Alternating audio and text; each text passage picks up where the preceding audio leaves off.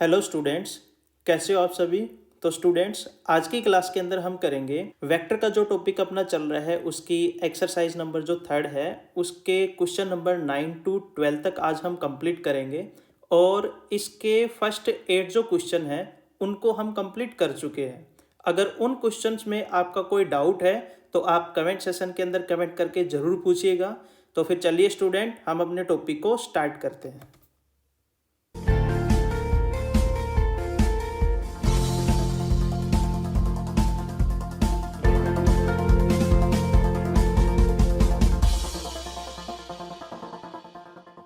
अब अपने पास question number 9 आता है। क्वेश्चन नंबर 9 की स्टेटमेंट क्या दे रखी है। If the position vector A of the point 5, n is such that magnitude of the vector A is equal to 13। हमारे पास कोई पॉइंट है और उस पॉइंट के कोऑर्डिनेट कितने हैं, 5, n है। और उस पॉइंट के लिए जो पोजीशन वेक्टर बनेगा वो वेक्टर हमने क्या लेना है, वेक्टर ए हमने लेना है। और इस वेक्टर ए का जो मैग्नीट्यूड है वो मैग्नीट्यूड कितना दे रखा है क्वेश्चन के अंदर, इज इक्वल टू 13। तो हमने यहाँ पे n की वैल्यू फाइंड आउट करनी है कि n की वैल्यू क्या होगी। तो मान लो हमने यहाँ पे दो म्यूचुअली परपेंडिकुलर लाइन ले ली से, एक परपेंडिकुलर लाइन हमने ये मान ली y एक्सिस और दूसरी हमने हॉरिजॉन्टल लाइन ले ली, इसको नाम दे देंगे हम x एक्सिस। तो जो हॉरिजॉन्टल लाइन है इसको हमने नाम दे दिया ओ एक्स एक्सिस और जो वर्टिकल लाइन है इस वर्टिकल लाइन को हमने नाम दे दिया ओ वाई एक्सिस। अब यहाँ पे मान लेते हम कि हमने वो पॉइंट फर्स्ट प्लेन में ले लिया जिसके कोऑर्डिनेट कितने हैं, 5, n है। लेकिन ये जरूरी नहीं है कि वो पॉइंट जो है फर्स्ट प्लेन में ही लाई करेगा। वो तो जब हम n की वैल्यू फाइंड आउट करेंगे, करने के बाद हमें पता चलेगा कि वो पॉइंट किस प्लेन के अंदर जाएगा। मान लो n की वैल्यू यहाँ पे पॉजिटिव आई, नेगेटिव आई, तो उसके अकॉर्डिंग फिर हम प्लेन को डिसाइड कर पाएंगे। तो अभी 2 मिनट के लिए मान लेते हैं कि ये पॉइंट जो है हमारा फर्स्ट प्लेन के अंदर है। तो हमने ये पॉइंट ले लिया P और इस पॉइंट P के जो कोऑर्डिनेट जो क्वेश्चन के अंदर दे रखे हैं वो हमने ले लिए 5, n। और इस P पॉइंट को फिर हमने ओरिजिन से ज्वाइन करवाया। जब हमने इस ओरिजिन से ज्वाइन करवाया तो इस P पॉइंट के लिए हमने पोजीशन वेक्टर मान लिया A।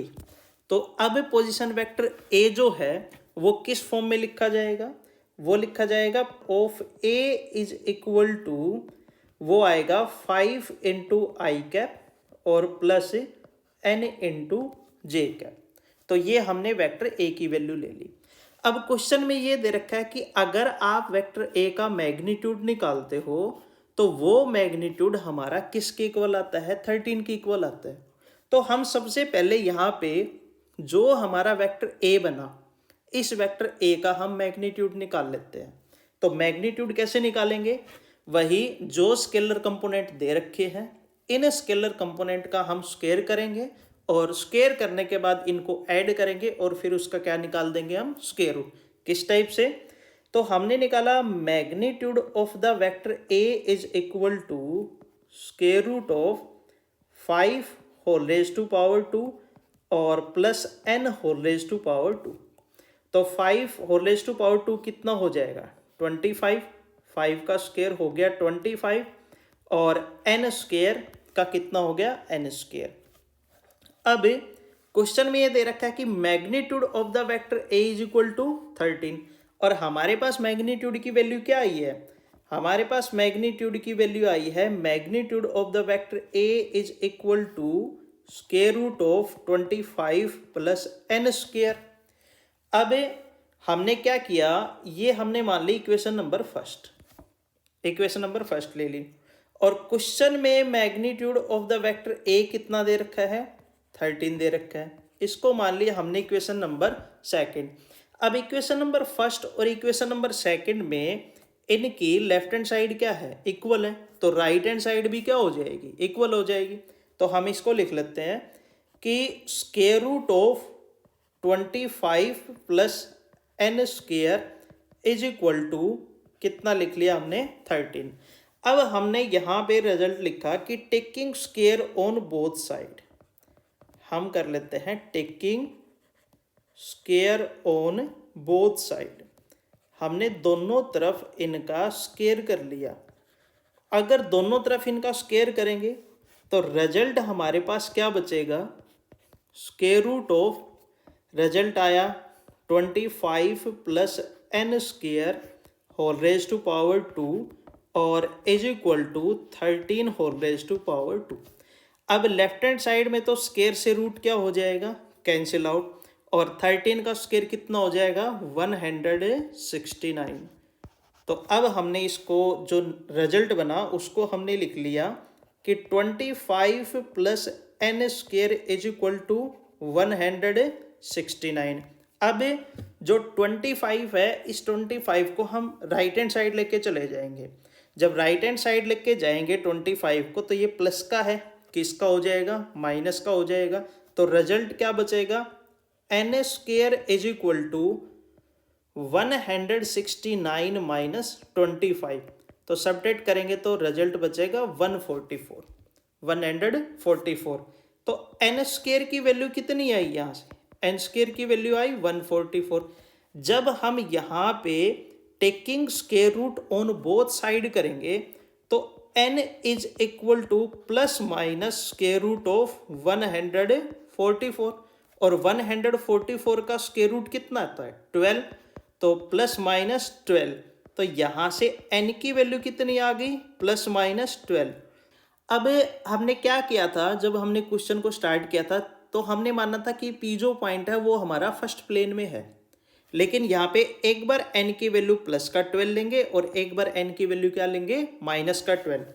अगर हम n की वैल्यू प्लस का 12 लेते हैं तो उस पॉइंट के जो कोऑर्डिनेट बनेंगे वो क्या बनेंगे, 5,12 बनेंगे। इसका मतलब ये पॉइंट अब हमारा फर्स्ट प्लेन में लाई करेगा, ये पॉइंट हमारा फर्स्ट प्लेन में लाई करेगा। अगर हम n की जो वैल्यू है वो n की वैल्यू अगर हम माइनस का 12 ले लेते हैं तो इस पॉइंट P के कोऑर्डिनेट बनेंगे 5, माइनस का 12। मतलब x की वैल्यू पॉजिटिव और y की वैल्यू क्या होगी, नेगेटिव। तो ये पॉइंट अब हमारा फोर्थ प्लेन में चला जाएगा, फोर्थ प्लेन में लाई करेगा ये पॉइंट, क्योंकि n की यहाँ पे x की वैल्यू क्या है, पॉजिटिव है, और y की वैल्यू क्या है, नेगेटिव है। तो x की वैल्यू पॉजिटिव और y की वैल्यू नेगेटिव कौन से प्लेन में लाई करता है, पॉइंट फोर्थ प्लेन में लाई करता है। तो हमने इस क्वेश्चन के अंदर n की वैल्यू बतानी थी और n की वैल्यू कितनी आई हमारे पास, प्लस माइनस 12 आई। अब अपने पास क्वेश्चन नंबर 10 आता है। क्वेश्चन नंबर 10 का फर्स्ट पार्ट, इसकी स्टेटमेंट पढ़ते हैं पहले। Right the direction ratio of the vector. हमारे पास क्वेश्चन में एक गिवन वेक्टर है, इस वेक्टर के लिए हमने क्या फाइंड आउट करना है, डायरेक्शन रेशियो फाइंड आउट करना है, और हमने फाइंड आउट करना है कि hence find its direction cosine, और हमने ये भी बताने हैं कि इसके डायरेक्शन कोसाइन क्या होंगे। तो पहले हम इसका डायरेक्शन रेशियो फाइंड आउट कर लेते हैं। जो गिवन वेक्टर दिया हुआ है इस वेक्टर को हमने a मान लिया। हमने माना कि let vector a is equal to i cap plus 2j cap और प्लस 3k कैप, हमने ये मान लिया। तो फर्स्ट हम फाइंड आउट करेंगे डायरेक्शन रेशियो। फर्स्टली हम डायरेक्शन रेशियो फाइंड आउट करेंगे। तो डायरेक्शन रेशियो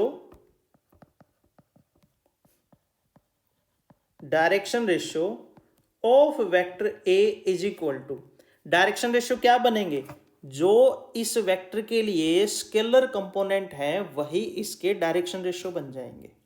स्केलर कंपोनेंट क्या दे रखे हैं हमारे पास, वो दे रखे हैं 1, 2 और 3, और यही क्या बन गए, इसके डायरेक्शन रेशियो बन गए। उसके बाद सेकेंडली हम फाइंड आउट करेंगे कि direction cosine of vector A. तो जो ये वेक्टर ए है, इस वेक्टर ए को पहले हम इसके मैग्नीट्यूड से डिवाइड करवा लेते हैं।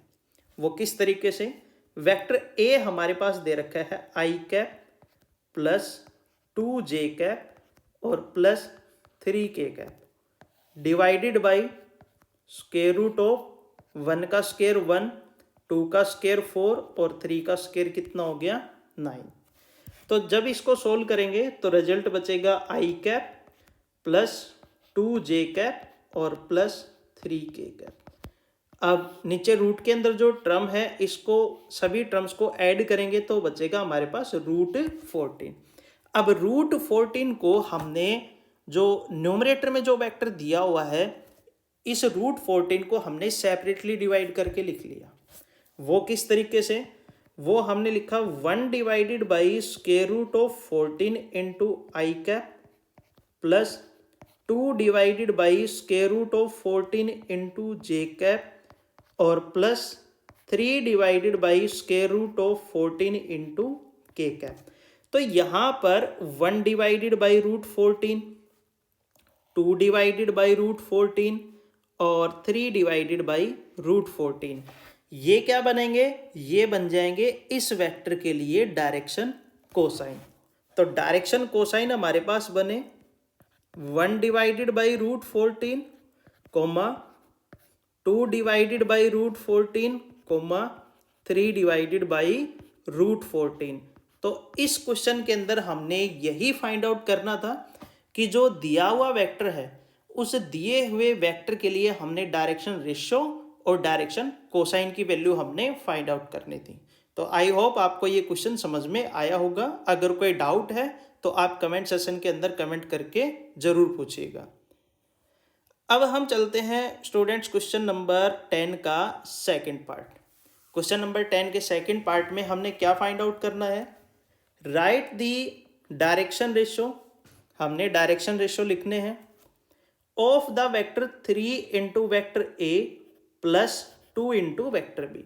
और क्वेश्चन के अंदर वेक्टर ए की वैल्यू दी हुई है और वेक्टर बी की भी वैल्यू दी हुई है।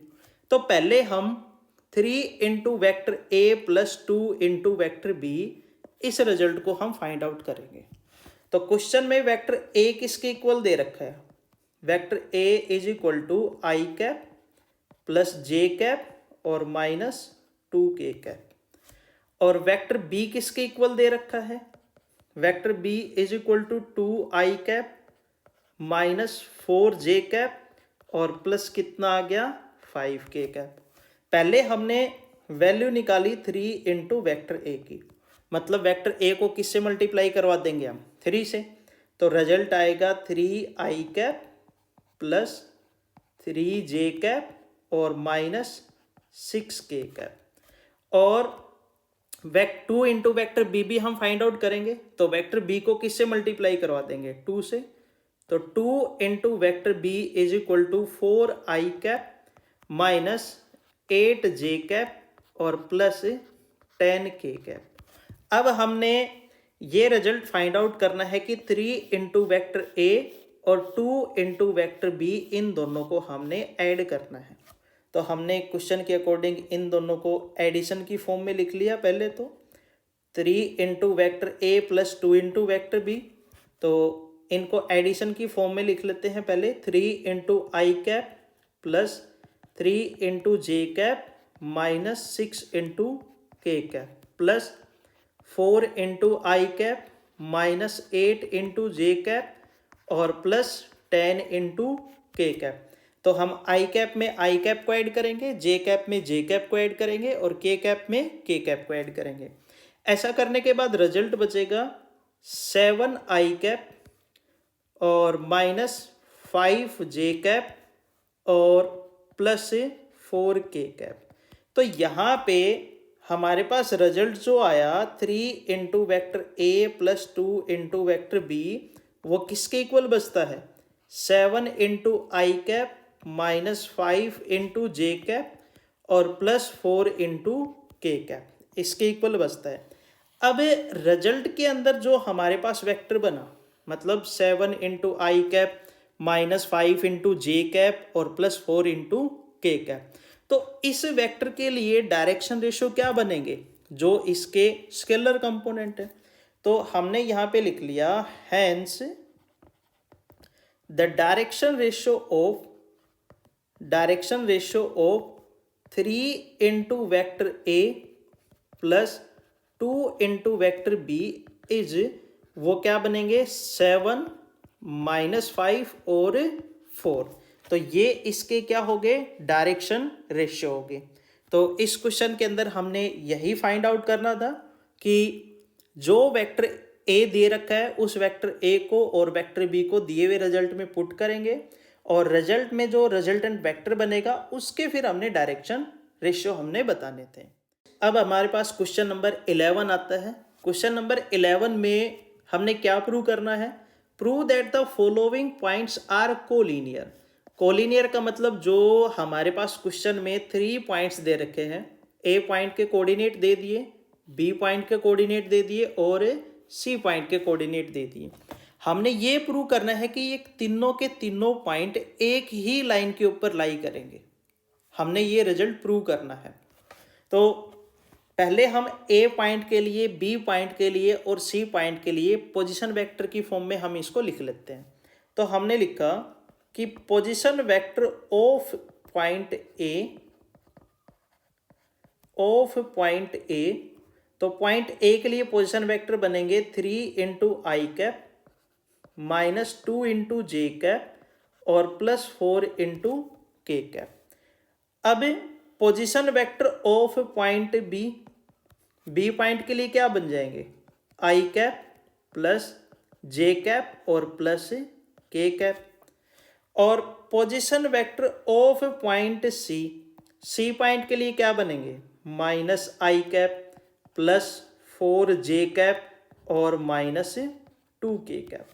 अब हमने ये प्रूव करना है कि ये तीनों के तीनों जो पॉइंट हैं, ए पॉइंट, बी पॉइंट और सी पॉइंट, ये तीनों पॉइंट एक ही लाइन पे लाई करेंगे। मतलब ये तीनों पॉइंट क्या होने चाहिए, कोलिनियर होने चाहिए, ऐसा हमने प्रूव करना है। तो पहले हम वेक्टर ए बी निकाल लेते हैं। वेक्टर ए बी कैसे निकालेंगे, position vector of point B minus position vector of point A, subtract कर देंगे। तो हमने पहले वेक्टर ए बी निकाल लिया। वेक्टर ए बी हम निकालेंगे position vector of point B minus position vector of point A. तो बी पॉइंट के पोजीशन वेक्टर क्या है, i cap plus j cap और प्लस के कैप। इसमें से ए पॉइंट के जो पोजीशन वेक्टर हैं उनको हमने सब्ट्रैक्ट करना है, 3 आई कैप -2 जे कैप और +4 के कैप। तो हम आई कैप में से आई कैप को सब्ट्रैक्ट करेंगे, जे कैप में से जे कैप को और के कैप में से के कैप को। तो आई कैप -3 आई कैप बच जाएगा हमारे पास -2 आई कैप, प्लस का जे कैप है और -2 जे कैप और आगे एक और माइनस का साइन है तो माइनस माइनस क्या हो गया प्लस। तो 2 जे कैप और प्लस जे कैप कितना बचेगा 3 जे कैप और के कैप -4 के कैप कितना बचेगा -3 के कैप। तो ये हमारे पास आ गई वेक्टर ए बी की वैल्यू। अब हम निकाल लेते हैं वेक्टर बी सी। हम वेक्टर बी सी निकाल लेते हैं। वेक्टर बी सी निकालने के लिए हमने क्या करना पड़ेगा, position vector of point C minus position vector of point A. तो सी पॉइंट के लिए पोजीशन वेक्टर क्या बन रहे हैं, -आई कैप +4 जे कैप और -2 के कैप। तो हमने लिख लिया इनको, -आई कैप +4 जे कैप और -2 के कैप। इसमें से हमने बी पॉइंट के लिए पोजीशन वेक्टर को सब्ट्रैक्ट करना है। वो दे रखा है i cap plus j cap और प्लस के कैप। जब इनको सोल्व करेंगे तो रिजल्ट बचेगा -आई कैप और -आई कैप, ये आ गया -2 आई कैप और 4 जे कैप और -जे कैप, ये बच गया प्लस का 3 जे कैप और -2 के कैप और -के कैप, ये आ जाएगा -3 के कैप। तो ये हमने निकाल ली वेक्टर बी सी की वैल्यू। तो वेक्टर ए बी हमारे पास किसके इक्वल आया, वो आया -2 इंटू आई कैप +3 इंटू जे कैप और -3 इंटू के कैप। और वेक्टर बी सी किसके इक्वल आया, -2 इंटू आई कैप +3 इंटू जे कैप और -3 इंटू के कैप। तो यहाँ पे अगर हमने ये इक्वेशन नंबर मान ली फर्स्ट और ये इक्वेशन नंबर मान ली सेकंड, तो इक्वेशन नंबर फर्स्ट और सेकंड के अंदर क्या दिया हुआ है कि इनकी जो लेफ्ट राइट हैंड जो साइड है वो राइट हैंड साइड दोनों इक्वेशन के अंदर इक्वल है, सेम है, और लेफ्ट साइड में वेक्टर ए बी और वेक्टर बी सी दे रखा है। तो हम ये मान लेते हैं कि अगर दोनों की राइट हैंड साइड इक्वल है तो ठीक है, दोनों के दोनों वेक्टर पैरेलल हो गए।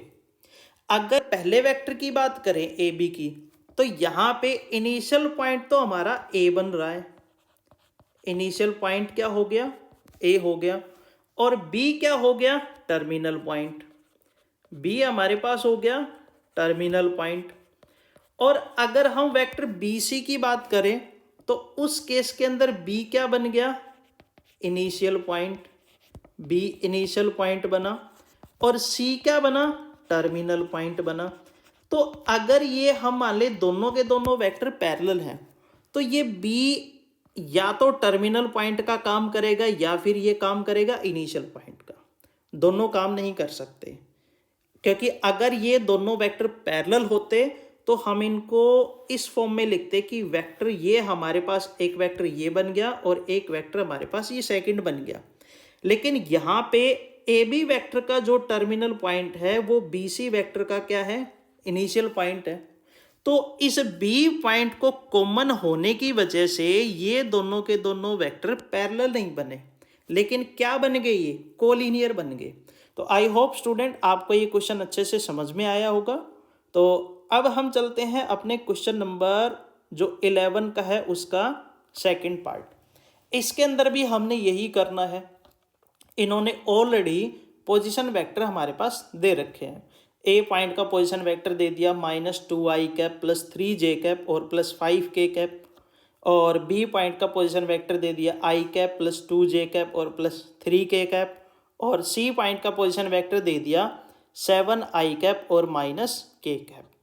तो पहले हम इसको सोल्व करके देखते हैं, फिर चेक करेंगे कि ये कोलिनियर आते हैं या नहीं आते हैं। तो position vector of point A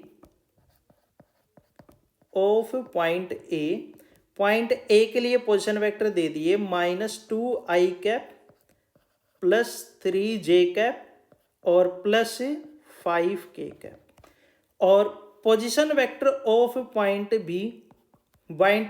B के लिए दे रखे हैं i कैप +2j कैप और +3k कैप, और position vector of point C point के लिए दे दिए 7i कैप और माइनस कितना दे रखा है, k कैप। तो पहले हमने वेक्टर ए बी निकाल लिया। वेक्टर ए बी निकालें के बी में से ए को सब्ट्रैक्ट करेंगे। बी की वैल्यू दे रखी है i कैप +2j कैप और +3k कैप, और वेक्टर ए की वैल्यू दे रखी है -2i कैप +3j कैप और +5k कैप। अब हमने इनको सब्ट्रैक्ट करना है तो हम डायरेक्ट सब्ट्रैक्ट कर लेते हैं। तो i कैप यहाँ पे माइनस माइनस क्या हो जाएगा, प्लस, तो i cap +2i cap result बना 3i cap, 2j cap plus का और 3j कैप माइनस का हो जाएगा तो रिजल्ट बचेगा -j cap, 3k cap plus का और 5k कैप माइनस का हो जाएगा तो रिजल्ट बचेगा -2k कैप। ये तो आ गई वेक्टर ए बी की वैल्यू। फिर हम निकाल लेते हैं वेक्टर बी सी की वैल्यू। सी में से बी को सब्ट्रैक्ट करेंगे। सी पॉइंट के लिए पोजीशन वेक्टर दे रखे हैं 7i कैप और माइनस कितना दे दिया, k कैप। इसमें से हमने सब्ट्रैक्ट करना है i कैप +2j कैप और +3k कैप। हम सब्ट्रैक्ट करते हैं। 7i कैप में से i कैप सब्ट्रैक्ट करो तो 6i कैप। यहाँ पे j की वैल्यू 0 है तो 0j कैप में से -2j कैप सब्ट्रैक्ट करेंगे तो माइनस का 2j कैप बचेगा। -k कैप में से -3k कैप, इन दोनों को ऐड करेंगे तो माइनस कितना बचेगा, 4k कैप। अब अगर हम ध्यान से देखें तो जो वेक्टर हमारे पास BC है, ये vector BC 6i cap -2j cap और -4k कैप के इक्वल आया। तो अगर हम वेक्टर AB को 2 से मल्टीप्लाई करवा के लिखते हैं तो वो किसके इक्वल आ जाता है, वेक्टर BC के इक्वल आ जाता है। या फिर हम इसको ऐसे भी समझ सकते हैं कि यहाँ से हमने क्या किया, जो वेक्टर बी सी हमने निकाला, वेक्टर बी सी हमारे पास आया 6i cap minus 2j cap और माइनस 4k कैप। हमने यहाँ से 2 को कॉमन निकाल लिया। जब हमने यहाँ से 2 को कॉमन निकाला तो रिजल्ट बचा 3i cap minus j cap और माइनस 2k कैप। और ये किसकी वैल्यू है, ये वैल्यू है वेक्टर ए बी की। तो हम लिख सकते हैं कि vector B C is equal to 2 into vector A B. मतलब वेक्टर ए बी को अगर हम 2 से मल्टीप्लाई करवा दें तो वो क्या आ जाता है, हमारे पास वेक्टर बी सी आ जाता है। अब यहाँ पे बी पॉइंट कॉमन होने की वजह से ये दोनों के दोनों वेक्टर पैरेलल ना होने की बजाय क्या हो गए, ये कोलिनियर हो गए। मतलब इन तीनों पॉइंट को अब हम यहाँ पे क्या बोलेंगे कि hence A B C are the collinear points. A B C तीनों के तीनों पॉइंट क्या हो गए, कोलिनियर हो गए। अब हमारे पास आता है स्टूडेंट्स क्वेश्चन नंबर 12।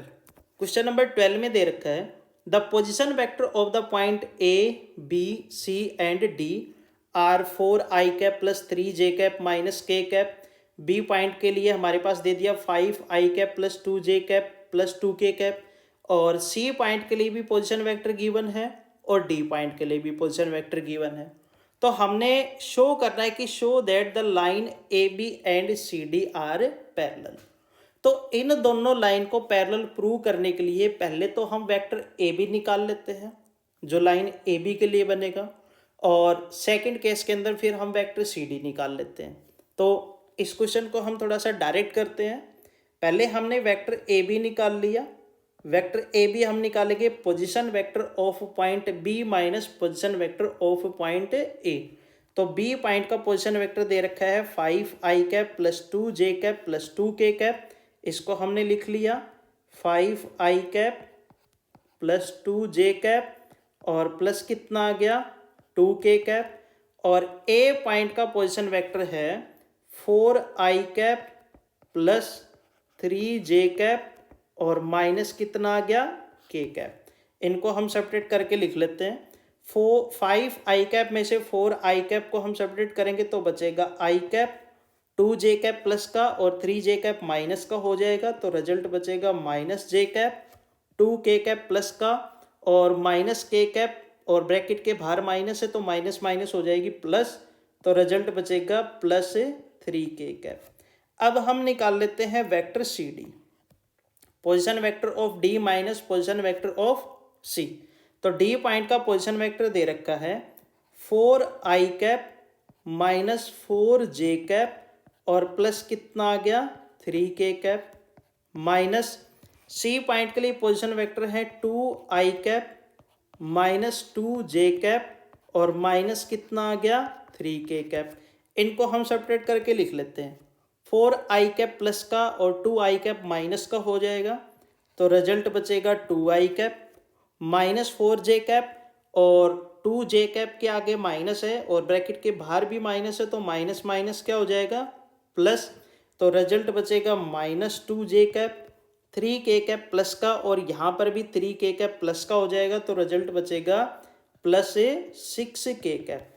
अब जो वेक्टर सी डी है वो वेक्टर सी डी हमारे पास आया 2 इंटू आई कैप माइनस 2 इंटू जे कैप और प्लस 6 इंटू के कैप। अब हमने यहाँ से 2 को कॉमन निकाल लिया।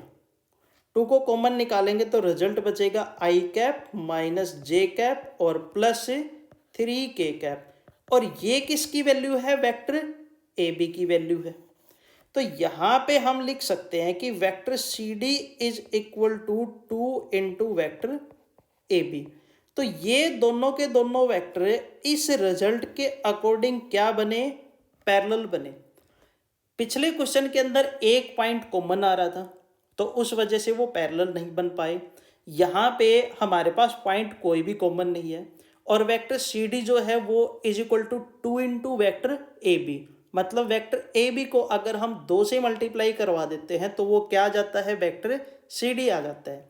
तो इस कंडीशन की वजह से ये दोनों के दोनों वेक्टर पैरेलल हुए और दोनों के दोनों वेक्टर पैरेलल हैं तो ये पैरेलल लाइन को क्या करेंगे, सपोर्ट करेंगे। तो इसका मतलब जो लाइन ए बी बनेगी और जो लाइन सी डी बनेगी, ये दोनों की दोनों लाइनें आपस में पैरेलल टू ईच अदर, ये एक दूसरे की क्या होंगी, पैरेलल होंगी। तो स्टूडेंट्स आज की क्लास के अंदर बस इतना ही। आई होप जो हमने 9 to 12 तक जितने भी क्वेश्चन किए हैं उनके पार्ट्स भी थे वो आपको कंप्लीटली डिटेल में समझ में आए होंगे। अगर आपका कोई डाउट है तो आप कमेंट सेशन के अंदर कमेंट करके ज़रूर पूछिएगा। और अगर ये आपको वीडियो अच्छी लगी तो आप चैनल को ज़रूर सब्सक्राइब करिएगा और अपने दोस्तों के साथ भी शेयर करिएगा। तो आज के लिए स्टूडेंट बस इतना ही। Thank you, have a nice day.